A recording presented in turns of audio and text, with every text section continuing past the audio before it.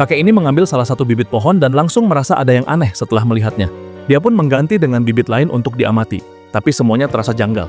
Dengan cepat, ia meletakkan gelasnya dan memeriksa bibit-bibit lainnya. Kalau semua ini ditanam, seluruh desa bisa menghadapi masalah besar. Ia pun meminta istrinya memanggil kepala desa. Tak lama kepala desa datang dan memeriksa bibit itu. Kelihatannya sehat dan bagus, katanya. Namun si kakek menjawab, "Kamu lihat bagus, ini bibitnya palsu. Kalau kamu tanam hari ini, besok seluruh desa bisa kehilangan hasil panen." Kepala desa langsung panik. Bibit-bibit itu dibeli dari hasil patungan warga. Kalau sampai gagal tumbuh, seluruh harapan desa bisa sirna. Mereka pun bergegas ke bukit untuk memeriksa bibit yang sudah ditanam.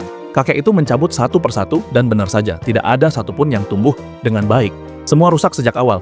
Ia lalu memerintahkan warga mengumpulkan semua bibit pohon di satu tempat. Meski kepala desa tidak melihat kejanggalan, si kakek tahu pasti. Ternyata dulu, ia adalah pakar bibit terkenal. Tapi karena satu insiden, ia kehilangan segalanya dan hidup sederhana. Meski begitu, keahliannya tak pernah hilang. "Saya tahu siapa pelakunya hanya dengan melihat sambungan batang bibit ini," serunya. Mereka pun pergi ke pasar bibit dan menuntut penjualnya untuk mengganti rugi. Tapi si penjual menolak dan berkata, bibit itu pasti bisa tumbuh. Saat situasi mulai memanas, si kakek datang kembali dengan mobil mewah, mengenakan pakaian lamanya yang berwibawa. Ia berjalan tenang ke depan penjual bibit dan berkata, "Sudah puluhan tahun berlalu, tapi kamu masih saja menjual bibit seperti ini?"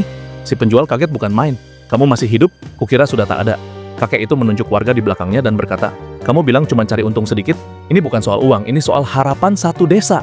Melihat semua itu, penjual bibit pun akhirnya luluh. Ia berjanji akan mengganti semua bibit, membantu menanam ulang, dan jika ada yang gagal tumbuh di tahun depan akan ia tanggung seluruhnya. Akhirnya berkat pengalaman dan ketelitian si kakek yang dulunya dianggap tak berguna, seluruh desa terselamatkan dari kerugian besar.